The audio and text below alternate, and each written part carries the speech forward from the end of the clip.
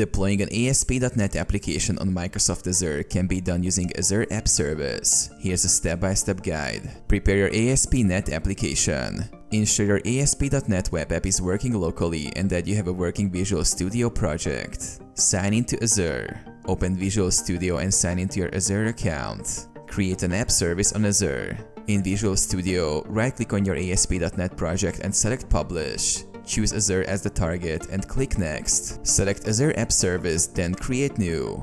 In the dialog box, provide a name for your app, select your Azure subscription, and create a new resource group and app service plan. Select the region close to your users. Configure deployment settings. After configuring the service, Visual Studio will automatically detect your settings. Select your publishing settings like release or debug mode and click Create. Publish to Azure. Once the app service is created, click Publish to deploy your ASP.NET app. Visual Studio will package and deploy your application to Azure. Access your ASP.NET app. Once deployed, your app will be live at the following: